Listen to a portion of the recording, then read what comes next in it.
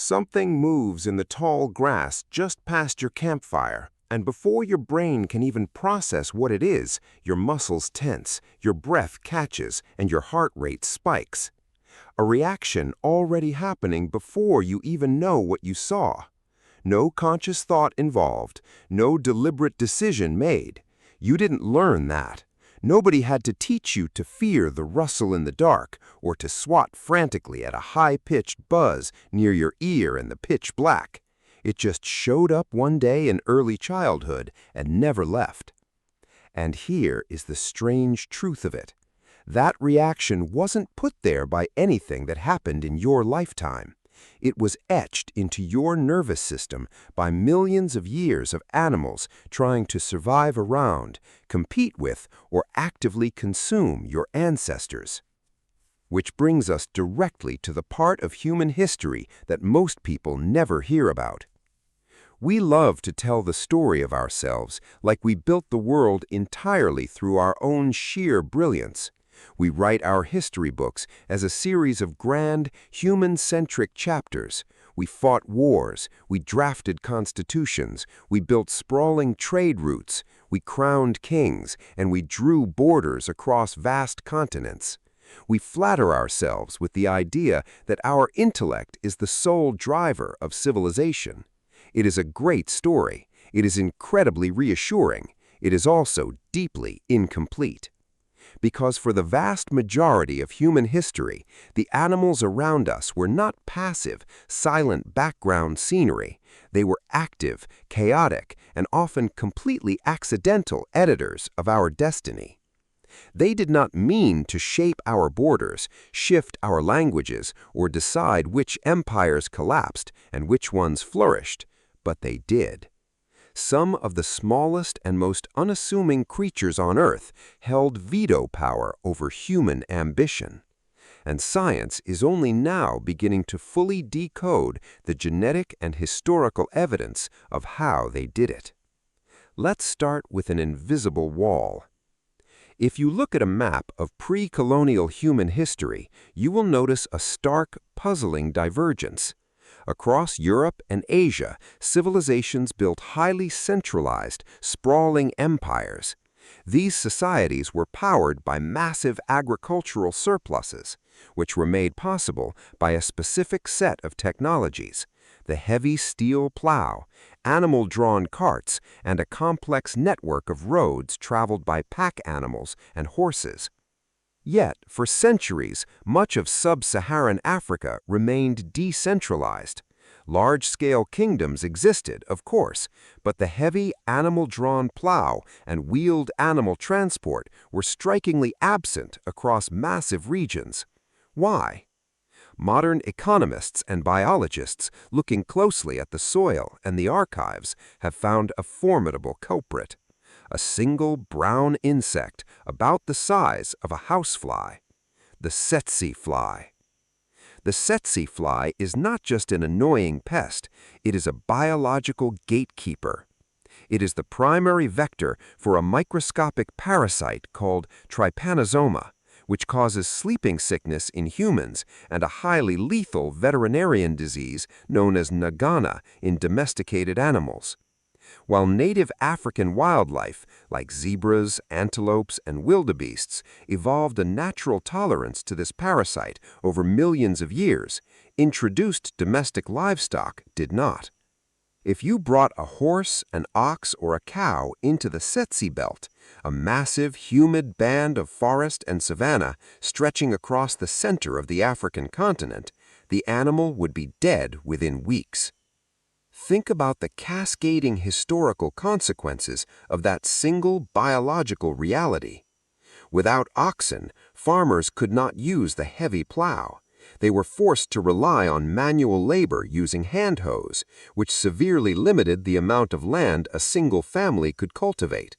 This severely kept agricultural yields low, which in turn prevented the rise of highly densely urbanized populations that could sustain large, non-farming specialist classes like standing armies, bureaucratic administrations, and full-time inventors.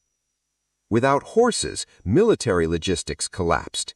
You could not build heavy cavalry units. You could not establish fast, long-distance communication networks or trade routes powered by animal-drawn wagons. Human muscle became the only reliable source of energy on the landscape. The fly had absolutely no interest in human geopolitics. It was simply searching for a blood meal. But in doing so, it accidentally drew a biological line in the sand, functioning as a natural quarantine that dictated where centralized agricultural states could form.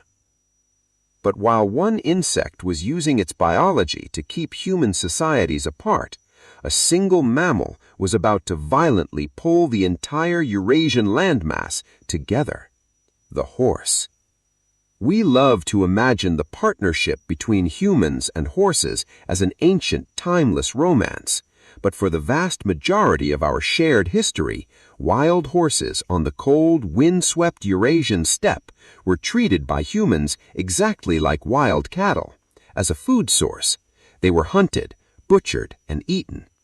Then, in 2021, an international team of over 100 geneticists and archaeologists, led by molecular archaeologist Ludovico Orlando, sequenced the genomes of hundreds of ancient horse remains spanning thousands of years across every corner of Eurasia. What they found completely rewrote the history books. Around 2200 BC, in a relatively small, concentrated region of southwestern Russia near the lower Volga and Don rivers, a highly specific genetic lineage of horse emerged, known to scientists as the DOM2 lineage. Within mere several centuries, this single, localized genetic type of horse exploded outward. It swept across Eurasia with astonishing speed, completely replacing every other wild horse population from Spain to China. How did one regional horse pull off a global takeover?